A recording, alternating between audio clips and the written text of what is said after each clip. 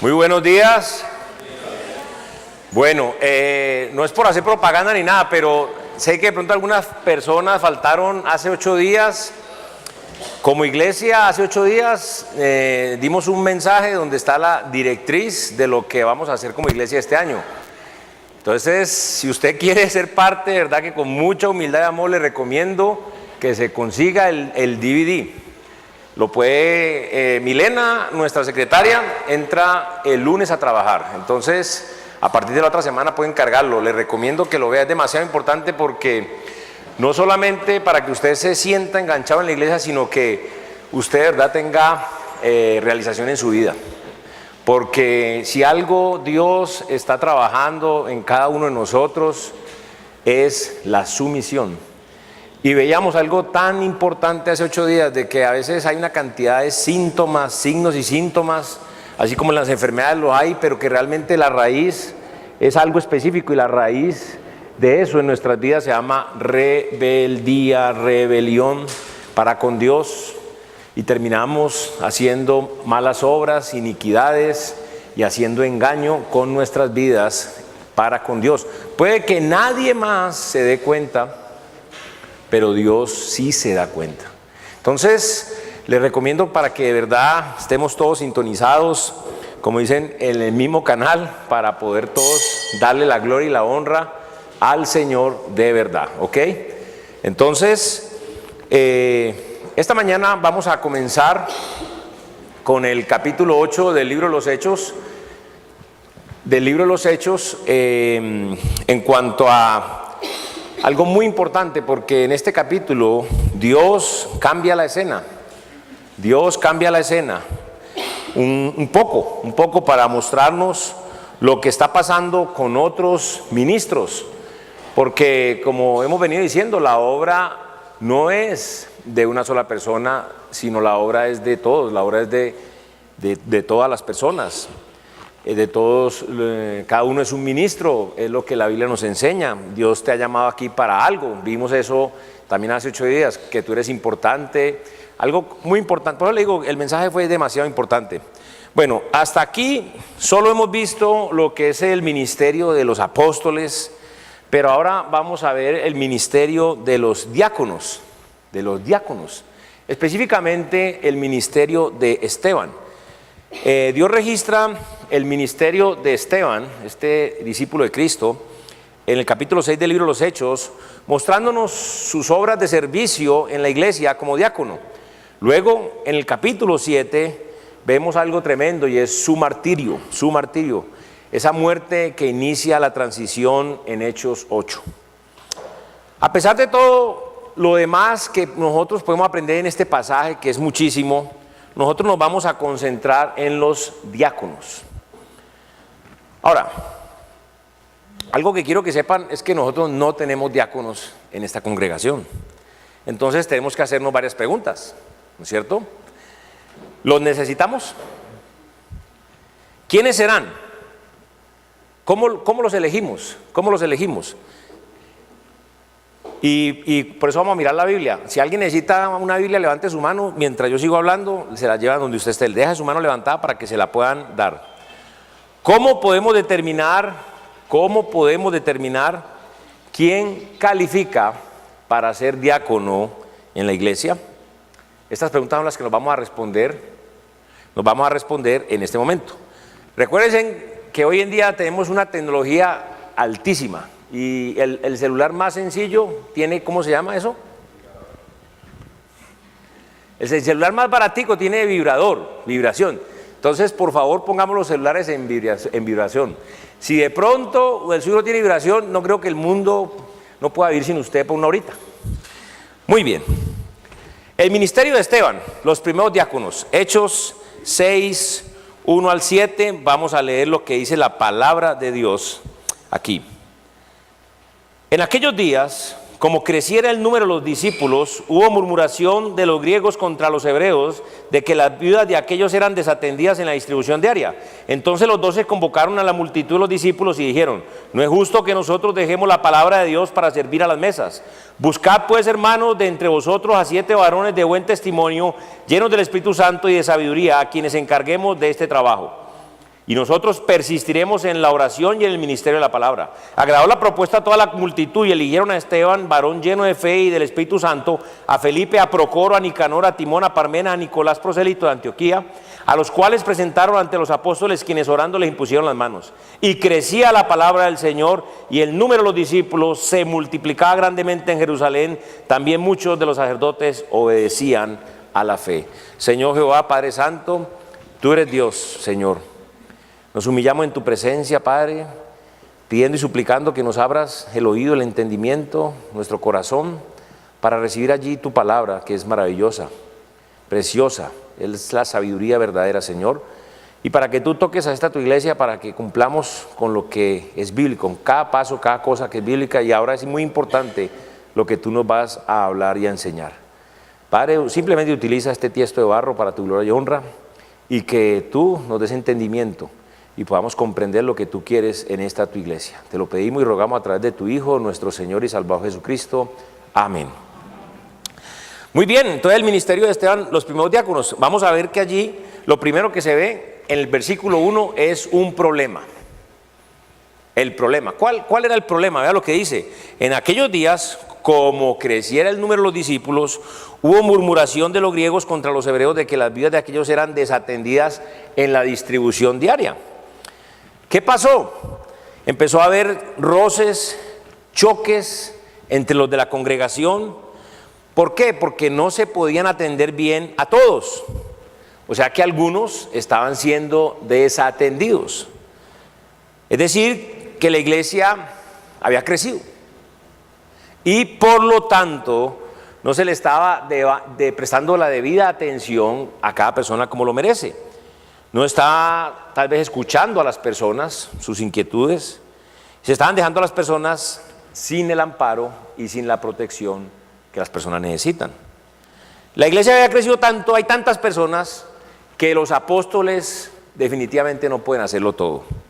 Ahora, qué buen problema, ¿no? Crecimiento, qué buen problema, crecimiento. Pero es un problema al fin y al cabo, y todo problema necesita ¿qué? Una solución, ¿no es cierto? Entonces vemos que en el segundo punto, de los versículos 2 al 4, se ve lo que es la propuesta. Se hizo una propuesta. ¿Cuál fue la propuesta? Vea, entonces los 12 convocaron a la multitud de los discípulos y dijeron: no es justo que nosotros dejemos la palabra de Dios para servir a las mesas. Dice: buscad pues, hermanos, de entre vosotros a 7 varones de buen testimonio, llenos del Espíritu Santo y de sabiduría, a quienes encarguemos de este trabajo, y nosotros persistiremos en la oración y en el misterio de la palabra. Ahora, es bien interesante porque en cuanto a esta propuesta, lo primero que se plantea es una división de responsabilidades. Una división de responsabilidades. Y eso es muy importante. Eso es lo que se necesita en la iglesia, una división de responsabilidades, porque dice que los 12 convocaron a la multitud de los discípulos y dijeron: no es justo que nosotros dejemos la palabra de Dios para servir a las mesas. Vea lo que dice: buscad pues, hermanos, entre vosotros a 7 varones de buen testimonio, llenos del Espíritu Santo y de sabiduría, a quienes encarguemos de este trabajo. Ahora, pero antes de empezar con esta división de responsabilidades, todo lo que ellos hacen es que definen bien el problema. Y el problema se llama desatender responsabilidades. O sea, hay unas responsabilidades que se tienen que atender. Y aquí lo que pasaba era que estas responsabilidades se estaban desatendiendo. ¿Y qué hacen ellos? Entonces los 12 convocaron a la multitud de los discípulos, a la multitud. Aquí cuando habla los 12, por supuesto que estamos hablando de los 12 apóstoles. Los 12 apóstoles. Y aquellos están en este momento en el rol o en el papel de pastores. Es lo que ellos están ejerciendo en este momento en la congregación allí, pastores. Y ellos llaman a la multitud de los discípulos, y estamos hablando más o menos de por lo menos 5,000 personas o tal vez más. Y van a proponerles una solución para esa solución. Ahora, la primera cosa que ellos hacen ante la multitud, que es lo que yo estoy haciendo esta mañana, es que se define bien el problema, porque la iglesia ha crecido tanto. Ojalá esto hubiera crecido hasta 5,000, desafortunadamente no, pero sí ha crecido. Y hay tantas responsabilidades que ellos ya no pueden manejarlas todas. Entonces se están desatendiendo estas responsabilidades. Ahora, ellos no pueden con todo, hay demasiadas cosas, ellos solitos ya no pueden. Y no es correcto que los pastores o el pastor deje el ministerio de la palabra para ir a servir las mesas. O sea, esto lo que se ve es como un cuadro de que el pastor no está en la iglesia para apagar fuegos, ni meterse en las cosas administrativas de la iglesia. Ese no es el papel. Entonces, al definir bien el problema, es más fácil buscar una solución saludable, una solución correcta. Y tienen que dividir las responsabilidades. Eso es lo que se hace, dividir las responsabilidades. Y esto es lo que vemos en el segundo aspecto de este punto que estamos viendo, y es que definen bien la solución. ¿Cuál es la solución? Los diáconos. Los diáconos. Ahora, la segunda parte del versículo 2 y el 3 ve lo que dice. Y dijeron, no es justo que nosotros dejemos la palabra de Dios para servir a las mesas. Vea lo que dice, buscad, pues hermanos, de entre vosotros a 7 varones de buen testimonio, llenos del Espíritu Santo y de sabiduría, a quienes encarguemos de este trabajo. Entonces, vamos a ver qué hacen, o sea, su obra, qué es lo que hacen los diáconos en sí. Ahora, los apóstoles proponen dividir estas responsabilidades, delegar el servicio de las mesas a otros hombres, mientras ellos puedan continuar lo que es el ministerio de la palabra. Y algo que es muy importante es entender que los apóstoles, ellos ya habían hecho ese servicio, y eso es un principio de liderazgo increíble, que usted ya puede delegar en algo que usted ya haya hecho de verdad. Si usted no lo ha hecho, no lo puede delegar aún porque no tiene la autoridad, y no es correcto. Si usted no ha barrido nunca en la iglesia, ¿usted cómo va a poner a otras personas a barrer? Si usted no ha lavado un piso en la iglesia, ¿cómo pone a otro? Si usted no ha recibido a las personas en la iglesia, ¿cómo va a poner a recibir a otro? Si usted no ha pintado una pared en la iglesia, ¿usted cómo va a poner a pintar a otros? Si usted nunca ha recogido la ofrenda en la iglesia, ¿cómo va a poner a recoger a otros? Si usted nunca ha pasado una Biblia, se ha sentado al lado de otro a ayudar a leer, ¿cómo va a poner a otros a leer? ¿Sí? Eso es muy importante. Ellos ya han servido a las mesas y a los hermanos, ellos ya lo habían hecho, ya tienen la autoridad. Aunque la palabra diácono no aparece en este pasaje, es obvio que estamos viendo lo que podamos llamar el primer llamamiento hecho a los diáconos en la Biblia. El primer llamamiento. La palabra servir es una traducción de la palabra griega diaconeo. Servir es la traducción de la palabra griega diaconeo. Y la misma palabra se traduce en otros lugares de la Biblia como diácono. ¿Ok? Dios nos está mostrando aquí el llamamiento a los primeros diáconos en la historia de la iglesia. La Biblia, la palabra de Dios nos dice que los diáconos sirven a las mesas. Ellos sirven de maneras prácticas. Los diáconos, sí, son hombres espirituales llamados a un ministerio, pero su ministerio nada tiene que ver con el manejo de la iglesia. No es el manejo de la iglesia. Los diáconos no poseen ninguna posición de autoridad sobre el resto de la congregación. Ellos sirven a la congregación supliendo sus necesidades, sirviendo a las mesas. Entonces, no se trata de una posición como de supervisor o gerente de los demás, es una posición de liderazgo, es un liderazgo en servicio. ¿Ok? Ahora veamos cómo se ven estos diáconos, o sea, cuáles son sus cualidades, lo que la Biblia llama cualidades o requisitos para estos diáconos, cómo se ven ellos. Primero que todo, son varones. Algunos dicen, no, es que esos cristianos son muy machistas. No, el Señor es el que dice las cosas como son, ¿ok? Entonces son varones, la palabra de Dios es clara, porque los apóstoles, bajo la inspiración del Espíritu Santo, ponen allí, dicen, buscad varones. Vea el versículo como dice, buscad pues hermanos de entre vosotros a 7, ¿qué? Varones. Entonces una mujer no puede ocupar el oficio de diácono, no puede llenar estos requisitos para ocupar la posición, específicamente el requisito que es 1 Timoteo 3:12, que dice los diáconos sean maridos de una sola mujer, correcto. Este requisito del diseño de Dios para los diáconos, obviamente que son hombres. Ahora, nosotros lo estudiamos y lo vimos, recuerdan, pero vamos a traer la colación porque alguno podría decir, un momento, entonces, si en Romanos 16:1 lo que dice, ¿recuerdan? Os recomiendo además nuestra hermana Febe, la cual es diaconisa en la iglesia de Cencrea, ¿ok? Porque eso podría darse a suspicacias. El pastor, mírelo, machista, mire si ahí está la hermana Febe. Entonces, no es ninguna contradicción. Recordemos que lo aprendimos y lo vimos, que Febe hacía la obra de un diácono sin ocupar el oficio de diácono. Y eso lo vimos muy bien en Romanos, ¿recuerdan?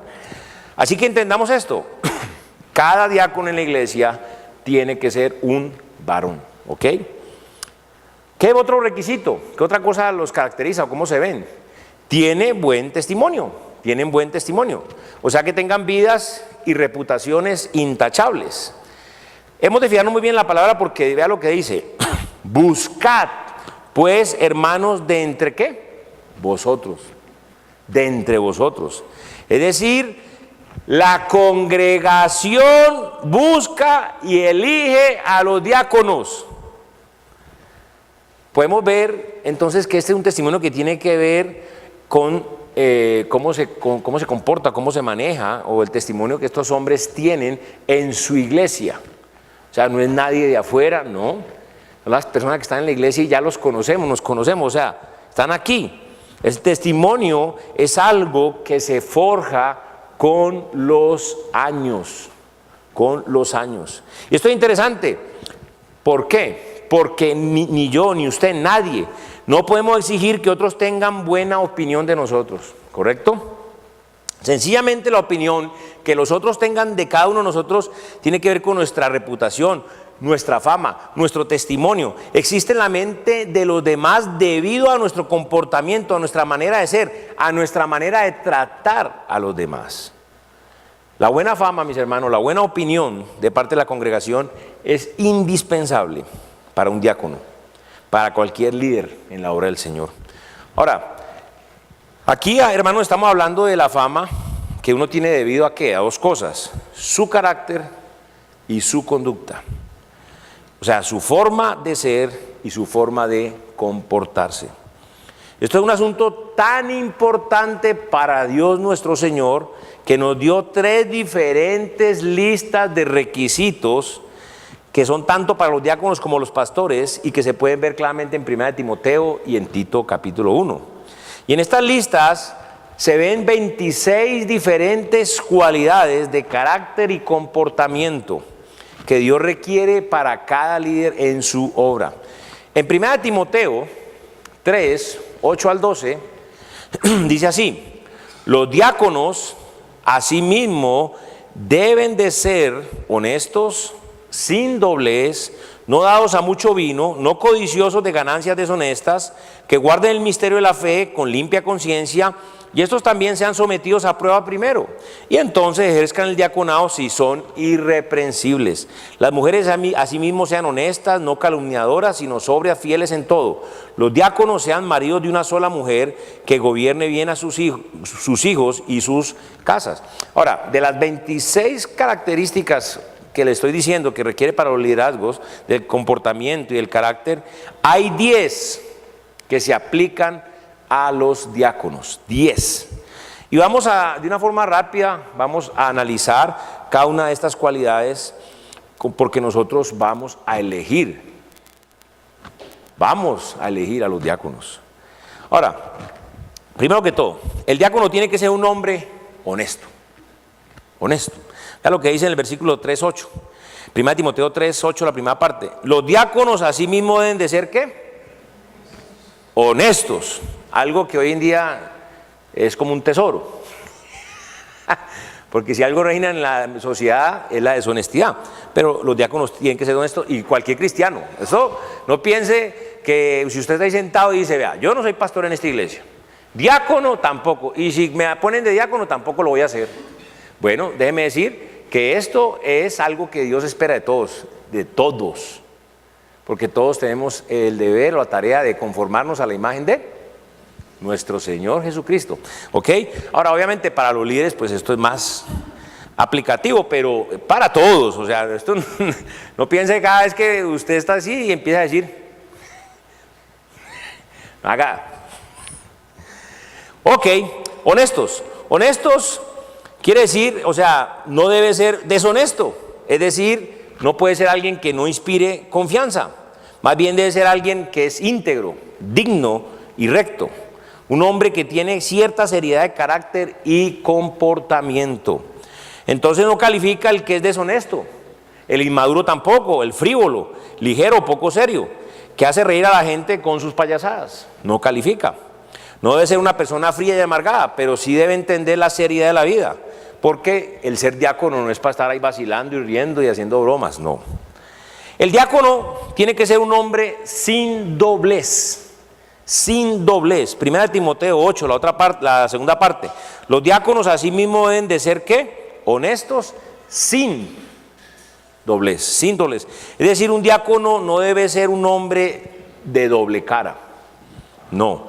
Alguien que le dice una cosa a una persona, le dice otra cosa a la otra persona. ¿Por qué? Porque quiere quedar bien con las dos personas. No puede ser. Un diácono tiene que ser capaz de controlar su lengua y hablar con honestidad e integridad siempre, con quien sea y donde sea. El diácono tiene que ser un hombre que no es dado a mucho vino. Ok, en 1 Timoteo 8, la tercera parte, pues ya leyendo la otra parte dice, los diáconos así mismos sean honestos, sin doblez, no dados a mucho vino. Es decir, que no debe ser una persona que busque la embriaguez. Si un diácono toma de tal manera que ese tomar afecta su testimonio, queda descalificado para ser diácono. Otra cosa, el diácono tiene que ser un hombre no codicioso de ganancias deshonestas. ¿Qué quiere decir esto? Vea lo que dice, sigue diciendo en 1 Timoteo 3:8. Diáconos deben ser honestos, sin doblez, no dados a mucho vino, no codiciosos de ganancias deshonestas. Y aquí el asunto no es el dinero en sí. Aquí el asunto es la actitud hacia el dinero y la manera en que usted gana el dinero. Entonces, si es avaro, si es codicioso, nunca está contento con lo que usted tiene, siempre quiere más. ¿Ha conseguido el dinero de maneras cuestionables? Hay que mirar si esta persona le da al Señor de los sobrados.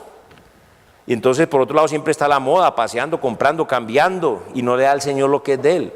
¿Su casa cómo está? ¿Su casa es artesonada y la casa del Señor vacía? ¿Su vida es de lujos, opulencias, y sus ofrendas son una miseria comparado con su estilo de vida y sus inversiones propias? ¿Está robando al Señor esta persona? El diácono tiene que ser un hombre que guarda el misterio de la fe con limpia conciencia. Vea lo que dice en el 1 Timoteo 3:9. Que guarde el misterio de la fe con limpia conciencia. Ahora, si nos recordamos lo que es un misterio en la Biblia, es algo que estaba escondido antes, pero que ahora ¿qué? Dios lo ha revelado. No ninguna persona, ni alguien, ni nada. No, Dios mismo es el que lo reveló. Por ejemplo, la doctrina del cuerpo de Cristo, recuerdan que hemos estudiado mucho esto, siempre estaba en la mente de Dios, pero ¿qué? Siempre hasta que se reveló como por medio del apóstol Pablo. Hasta el apóstol Pablo estaba escondido, ya no está escondido. Recordemos que ahora este misterio se ha revelado y entonces nosotros podemos entender el misterio como ¿qué? La revelación de Dios. La revelación de Dios, porque Dios es el que revela los misterios. Entonces podemos decir que es la revelación de Dios en sí. Entonces la fe... ¿Qué es la fe? Es el conjunto de doctrinas que forman lo que creemos. Es decir, la fe en sí es lo que se llamamos la sana y la santa doctrina, la sana doctrina. No estamos hablando de la fe que tengo en Dios o en Cristo, la confianza que tengo en ellos, en el Señor, no. Y en su palabra, no. La sana doctrina, que es la fe cristiana, es la doctrina cristiana, ¿correcto? Entonces, el diácono debe ser un hombre que guarda, que obedece la revelación de la sana doctrina. Eso debe ser. El diácono debe tener una conciencia limpia delante de Dios y de los hombres. ¿Por qué la tiene? Debido a su entrega a la Escritura. Entonces, un varón sin un compromiso fuerte y una práctica contundente de la palabra de Dios no califica para ser diácono. Porque ¿cómo va a obedecer lo que no sabe? Vea, es impresionante. Uno puede estudiar muchos libros de medicina, de derecho, de arquitectura, ingeniería, lo que sea. Pero si usted es una persona que de verdad está en el Señor, es salva, tiene el Espíritu Santo de Dios en usted, porque fue lavado con la sangre de Cristo, es sellado con el Espíritu Santo de Dios, y usted ha leído la Biblia y la lee vez tras vez, va leyéndola, vez tras vez tras vez. Es impresionante porque ocurre algo, sucede algo, y usted inmediatamente, ¡plá! ¿Por qué? Porque acuérdese que dice el Espíritu Santo, el Consolador, a quien el Padre enviará en mi nombre, Él os enseñará y os recordará todo lo que yo os he dicho. Ahora, ¿cómo se va a acordar usted de algo que usted no ha oído? ¿O no ha leído?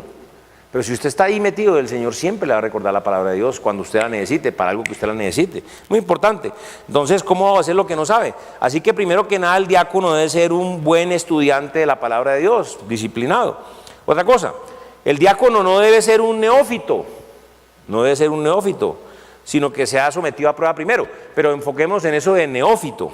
Ahora, cuando vamos a 1 de Timoteo 3:10, dice al principio, y estos también sean sometidos a prueba primero.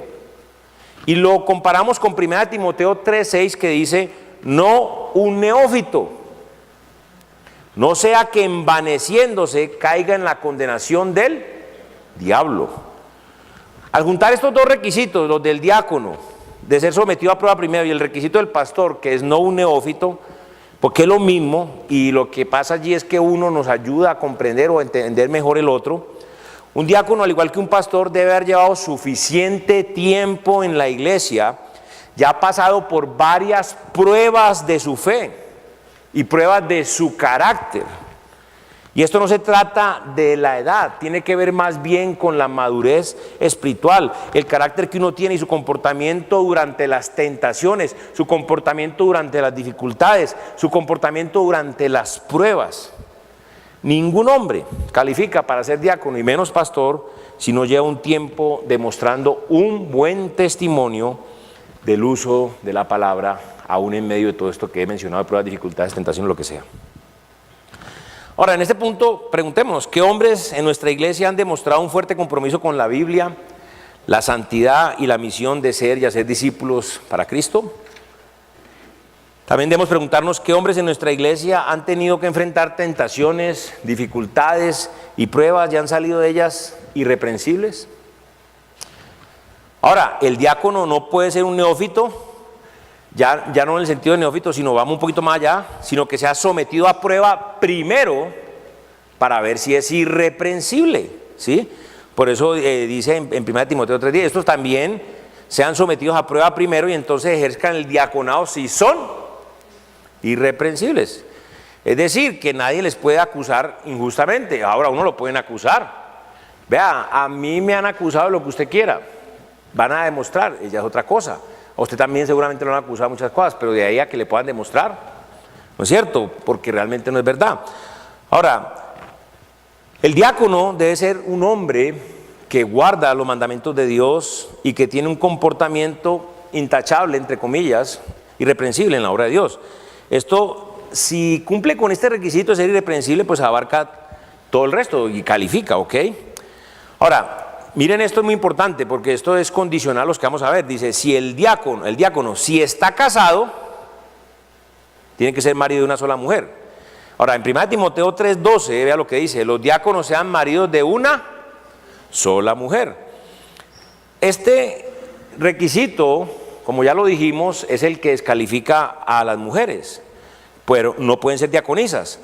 Entonces, este requisito no descalifica a los solteros, no.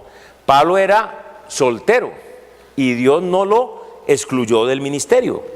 Si un diácono está casado, entonces este diácono debe ser marido de ¿qué? Una sola mujer, una sola mujer. Este requisito se refiere a la poligamia, o sea, no debe tener más de una esposa. Ahora, pero lo que pasa es que la poligamia era común entre los gentiles, inclusive la poligamia era común o aún permitida bajo la ley de Moisés. Entonces, Pablo aquí guiado, instruido por Dios a través del Espíritu Santo, establece una regla, una sola mujer a la vez. Además, este requisito, marido de una sola mujer, tiene que ver o se refiere a la fidelidad del hombre como marido. Debe ser hombre de una sola mujer, la suya, no de ninguna otra.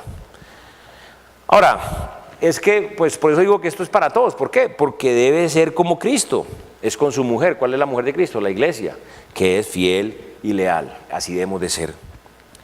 Ahora, si el diácono, si está casado, tiene que tener una esposa piadosa. Por eso esas características que dicen ahí entre los diáconos, y puede dar a confusión de que las mujeres pueden ser diaconisas. Lo que pasa es que tiene que tener una esposa piadosa, porque mira lo que dice en 1 Timoteo 3:11. Las mujeres, hablando dentro del contexto del diácono, obviamente entonces está refiriendo a la esposa del diácono, asimismo sean honestas, no calumniadoras, sino sobrias, fieles en todo. Aquí Dios lo que nos está mostrando en su palabra son los requisitos de la esposa, de la mujer de un hombre que está ejerciendo el ministerio de diaconado, que lo va a ejercer. ¿Cuál debe ser? Porque si una mujer tiene un mal carácter o un mal comportamiento, puede dañar el ministerio de su esposo, ¿sí? Entonces la esposa de un diácono debe ser honesta, primero que todo. Así como el primer requisito para el diácono, debe ser una mujer íntegra, digna y seria. Ella no debe ser calumniadora, o sea, no debe ser chismosa. Debe ser una mujer que es conocida por el control de su lengua.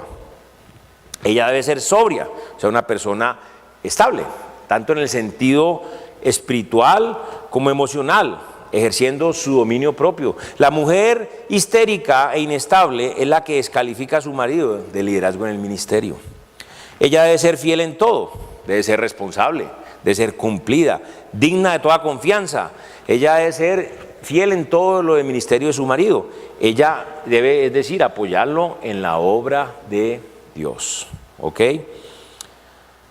Y ella debe ser fiel en todo lo que al matrimonio se refiere, o sea, intachable en su lealtad.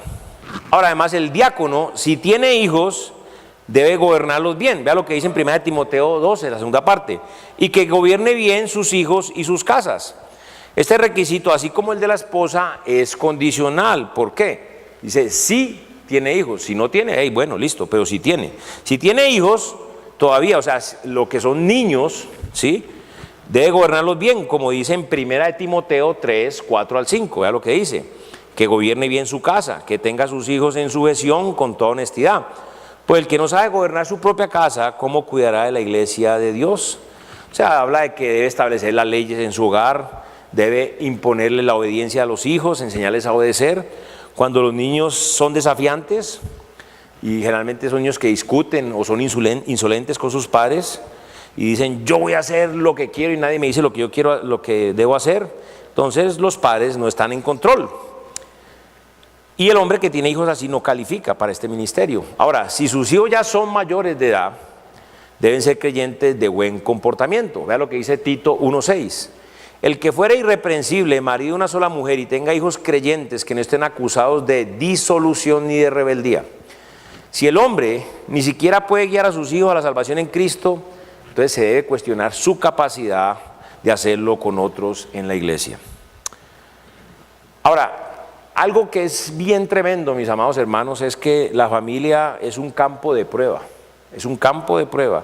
Y Dios dice que debemos fijarnos en ella para ver si un hombre califica, tanto en su matrimonio como en sus hijos. Eso es la regla de medición. Entonces los diáconos de una iglesia deben ser hombres de buen testimonio. Busquemos entonces en nuestro alrededor quiénes son los que califican. Y esa es una tarea que le estoy dejando a la iglesia.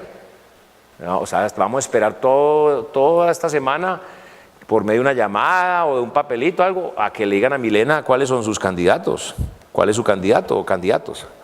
Muy bien, otra cosa interesante. Además, sigue diciendo la Biblia, son llenos del Espíritu Santo. Llenos del Espíritu Santo. El diácono debe tener un andar en el Espíritu, es decir, una evidencia clara de lo que es el control del Espíritu Santo en su vida. Y no un andar de andar satisfaciendo los deseos de la carne. ¿Recuerdan lo que dice Gálatas 5:16? Digo pues, andad en el Espíritu y no satisfagáis los deseos de la carne. Ser lleno del Espíritu Santo lo hemos venido hablando todo este tiempo, que se refiere al denuedo, ¿correcto? Al denuedo. Entonces también debe ser un hombre que testifica, que evangeliza con denuedo. Vea lo que dice Hechos 4:31. Cuando hubieron orado, el lugar en que estaban congregados tembló. Y dice que todos fueron llenos del Espíritu Santo. Y como resultado, ¿qué pasó? Y hablaban con denuedo la palabra de Dios. Entonces, ¿sí ven cuán importante es la Biblia? Lleno del Espíritu Santo, y se tiraban al piso y se revolcaban y se reían. Llenos del Espíritu Santo, empezaron a hablar como pavos borrachos. No. Y hablaban con denuedo la palabra del Señor. Esa es la llenura del Espíritu Santo. Además, también son llenos de sabiduría. Ahora, sin meternos en muchos detalles, la sabiduría es lo que nos referimos a la conducta prudente, una conducta prudente. Alguien lleno de sabiduría de Dios es alguien que estudia la palabra de Dios, es decir, lee y medita la Biblia. ¿Para qué? Para conocer la voluntad de Dios. Imagínense, saber lo que es Dios todo, por eso estamos hablando de sumisión, mis hermanos. Es que ¿quiénes somos nosotros? Y ese Dios todopoderoso. Entonces, cuando se habla de sabiduría, entonces estudia la palabra de Dios simplemente ¿para qué? Para saber cuál es la voluntad de Dios. Y lleno de sabiduría es alguien que procura vivir conforme a la Biblia, o sea, conforme a esa sabiduría que va adquiriendo de cómo quiere Dios que se comporte, cómo es la voluntad, qué es lo que a Él le agrada. ¡Hey! Tener la bendición, la protección de Dios en su vida. No estoy diciendo que nunca va a tener problemas, no, pero siempre que usted tenga problemas va a tener quien lo ayude. Sumisión al Señor, sumisión.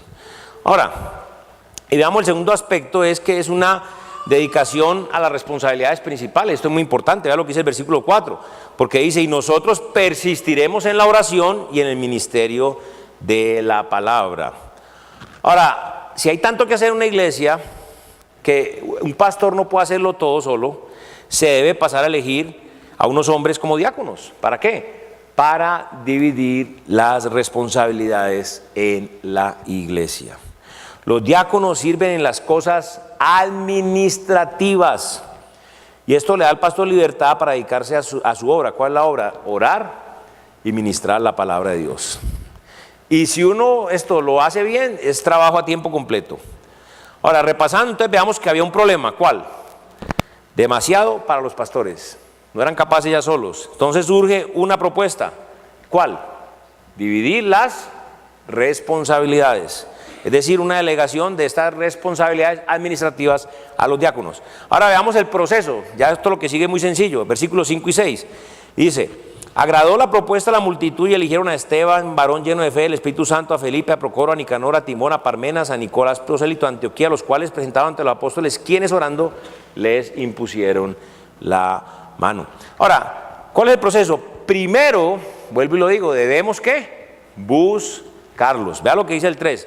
Buscad pues de entre vosotros a 7 varones de buen testimonio llenos del Espíritu Santo y sabiduría, quienes encarguemos de este trabajo.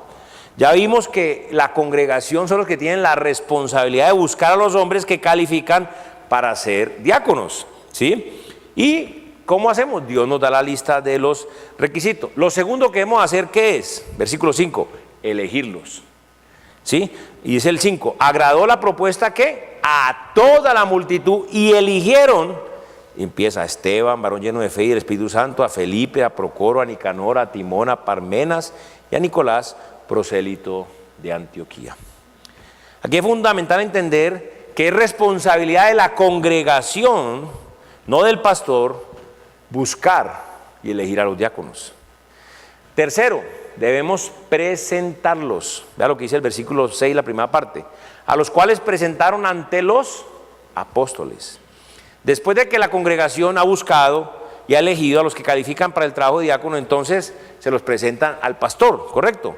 Entonces el pastor junto con los ancianos revisamos cada uno de estos que han sido propuestos de acuerdo a los requisitos bíblicos que tenemos en 1 Timoteo 3, 8 al 12 y listo.